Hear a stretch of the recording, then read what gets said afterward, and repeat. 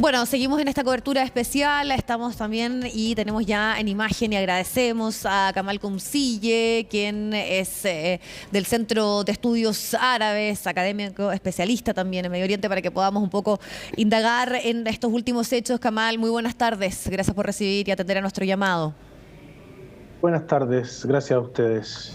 Kamal, ¿cuál es tu análisis de la situación cuando en este momento podríamos decir el mayor foco está en esta crisis humanitaria, la que se está viviendo, por ejemplo, en Gaza, ante esta petición de un corredor humanitario, cifras que siguen en aumento también en la cantidad de personas fallecidas? Lamentablemente estamos hablando en muchos casos de niños, de menores, de víctimas totalmente inocentes de esta situación, pero con una exigencia clara, por ejemplo, de Israel, de decir que no van a aceptar restablecer suministros básicos mientras no exista una liberación de las personas que están secuestradas. ¿Cómo ves también este punto, esta situación como que tiene totalmente tensionado y sin posibilidad, sobre todo, de responder a la emergencia humanitaria? ¿Kamal?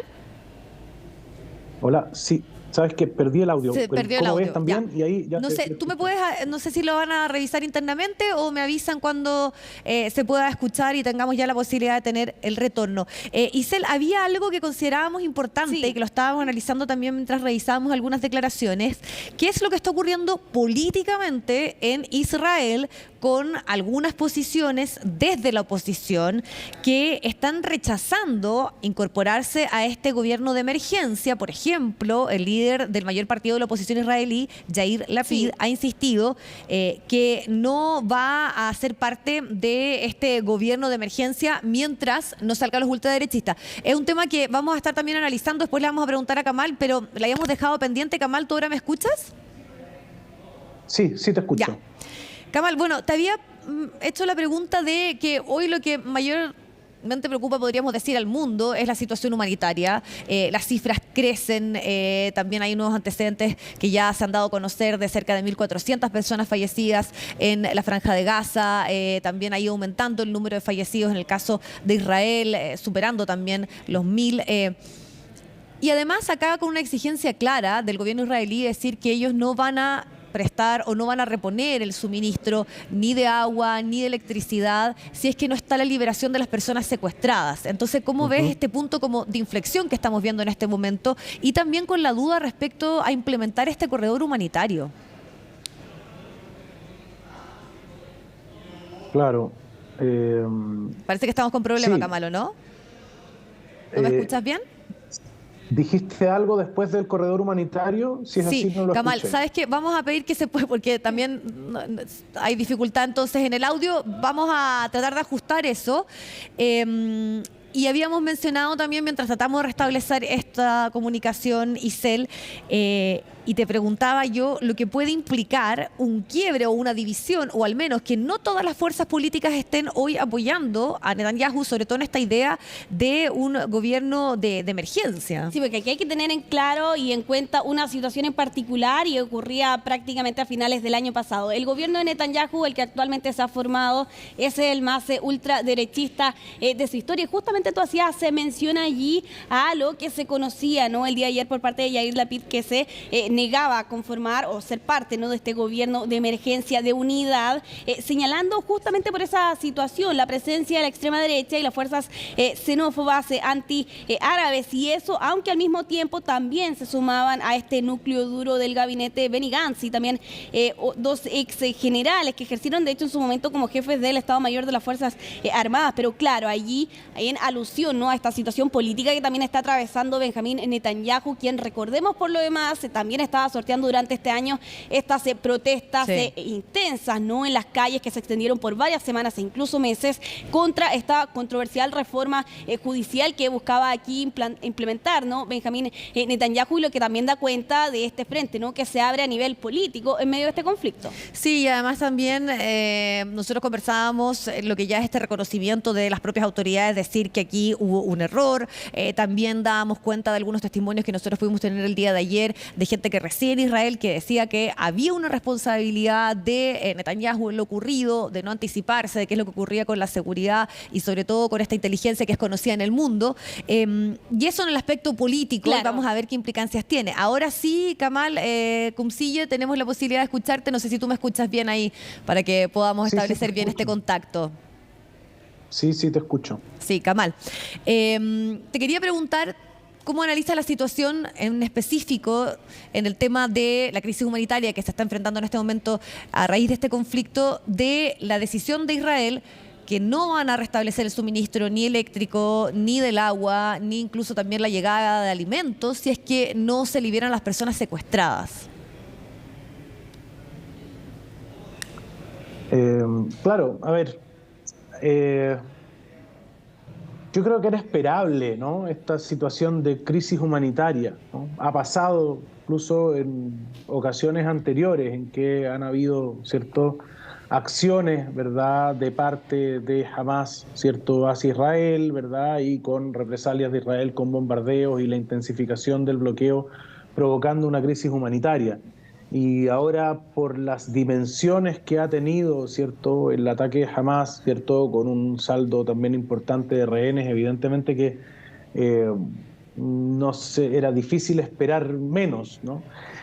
Ahora, efectivamente, claro, una situación muy lamentable y muy difícil, sobre todo para la implementación del corredor humanitario, como preguntabas tú, porque efectivamente ayer veíamos, por ejemplo, que Israel también bombardeó, ¿cierto?, la frontera, el paso fronterizo de Rafah, ¿cierto?, entre Gaza y Egipto, que era justamente el lugar que querían usar y el único posible en realidad, ¿cierto?, para poder instalar un corredor humanitario, ¿no? De manera que la situación es bastante complicada, toda vez que además, ¿cierto?, efectivamente los rehenes, ¿verdad?, que ha tomado Hamas, efectivamente serían, ¿verdad?, la moneda de cambio, efectivamente, para cualquier negociación política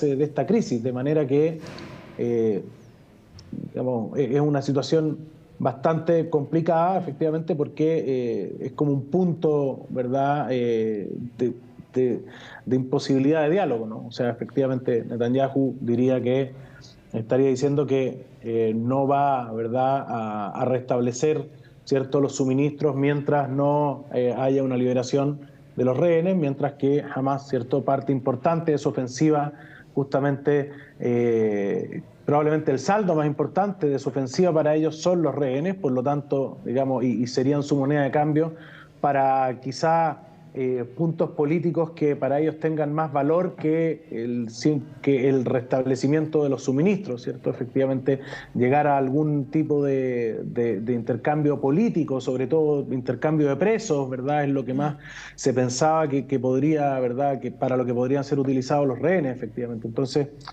sí, es un punto muy, digamos, complicado en el que estamos en el fondo, ¿no? Kamal, ¿cómo estás?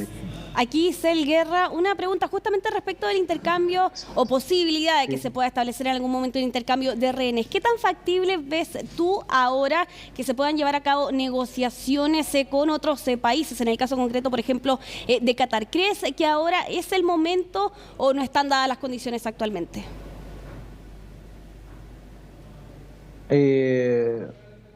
Todo eso va a depender de la voluntad de las partes, ¿no? Hay países como Qatar, ¿cierto?, que están dispuestos a oficiar, ¿verdad?, en el fondo a ejercer ciertos buenos oficios para que se produzcan estas negociaciones, pero si no hay voluntad, ¿verdad?, de parte de quienes están, ¿verdad?, en conflicto, evidentemente que eso sería muy, o sea, evidentemente no se va a dar si es que no existe esa voluntad, ¿no? Efectivamente, pueden haber, ¿verdad?, países dispuestos a oficiar, pero mientras no esté la voluntad desde las partes, evidentemente no tendríamos que ver. Ahora, lo que comentábamos anteriormente efectivamente muestra como una falta de voluntad respecto de esa negociación, sobre todo si vemos la retórica ¿cierto?, que se ha levantado respecto de Hamás, de equipararlo a ISIS, de tratarlo de enemigo de la civilización. Efectivamente, eso lo que muestra es que no habrá ninguna voluntad de negociar, ¿te fijas?, sino que simplemente de arrasar con ellos, ¿no?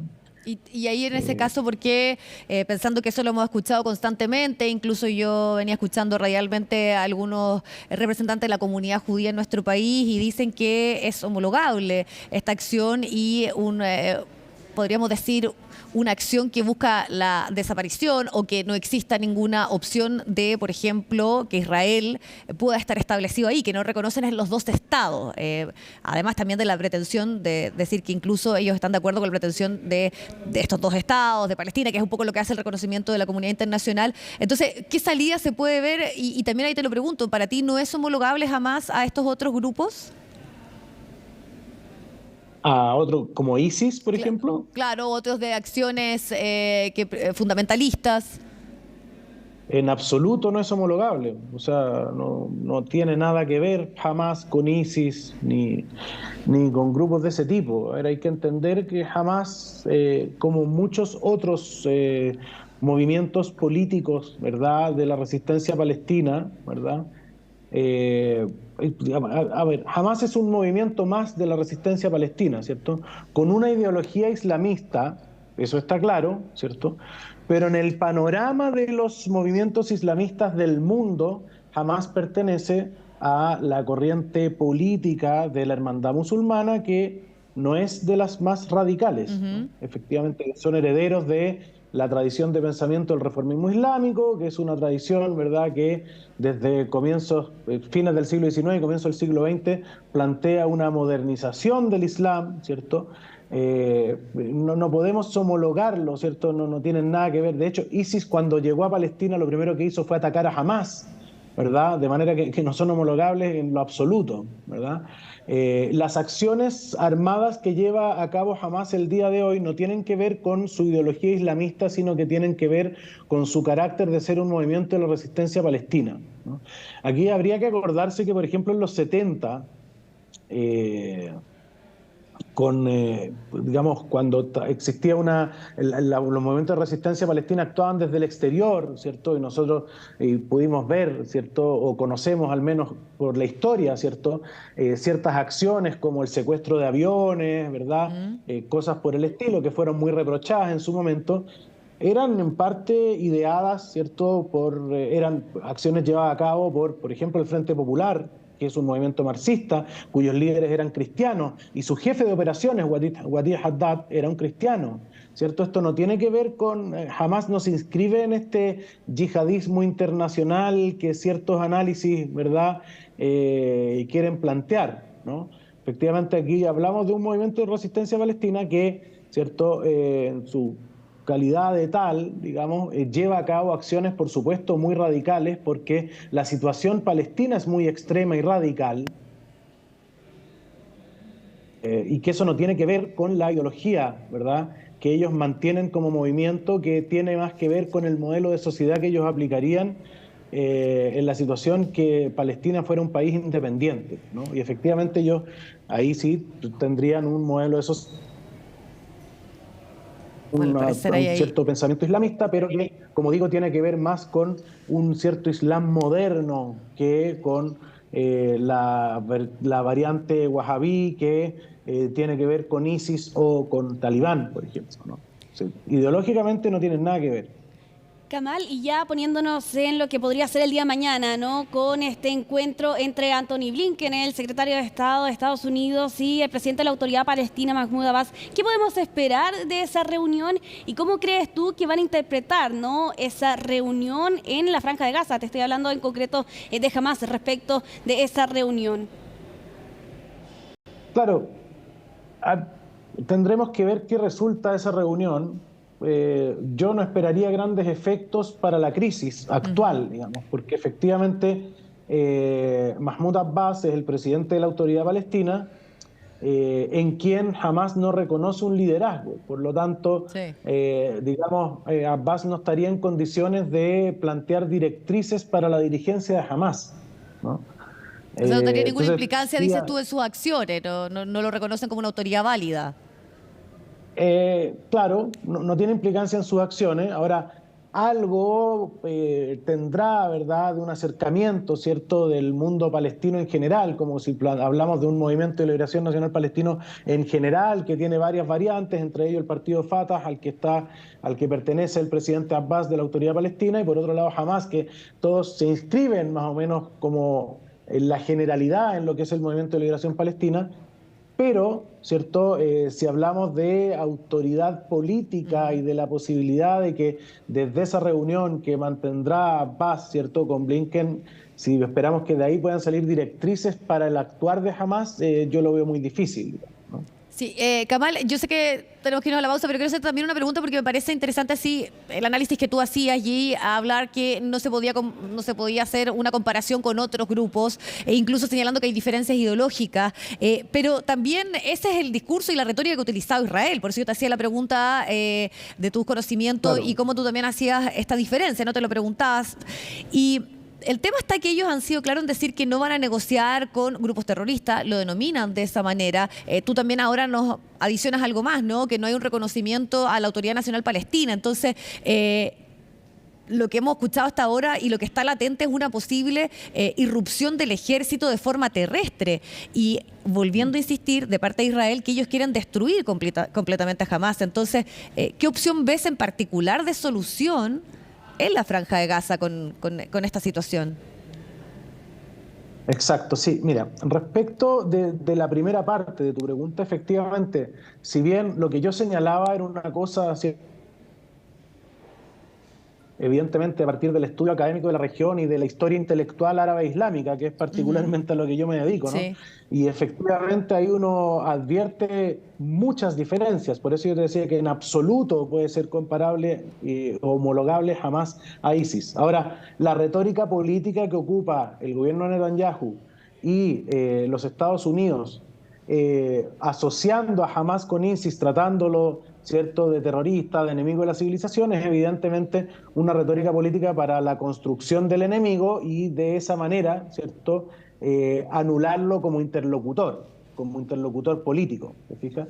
Entonces, son dos cosas distintas. Evidentemente, una cierta realidad que nosotros podamos desprender de lo que se da de la historia intelectual, ¿verdad?, del Islam, y del mundo árabe, evidentemente no tiene validez para la retórica que puedan construir los dirigentes de Israel y los Estados Unidos para construir en Hamas un enemigo, ¿verdad?, al cual hay que anular por completo, ¿cierto?, y no reconocerlo como interlocutor político válido, ¿cierto?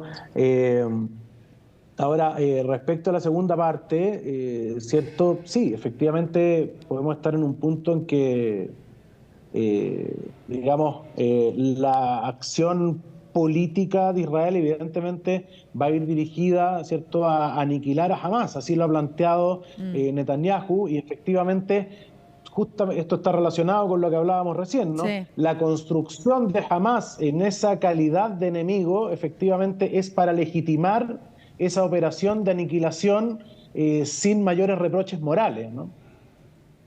Kamal, te queremos agradecer el tiempo y por eso también nosotros iniciábamos esta conversación preguntándote por la solución, sobre todo por las víctimas inocentes, por las personas que están esperando una posibilidad a través de un corredor humanitario, como principal foco, ¿no?, a este conflicto, a lo que tú también nos explicabas, que son ciertas fracciones, ciertas podríamos decir, composiciones históricas que son diferentes, pero ante una emergencia que lamentablemente en los últimos días solamente nos ha mostrado la brutalidad, ¿no? Entonces, gracias por la posibilidad de conversar y también continuar con el análisis de lo que está ocurriendo, y ojalá sobre todo se dé prioridad a esa salida para quienes, como decíamos, son quienes no tienen mucho que decir, pero lamentablemente son las principales víctimas de toda esta situación.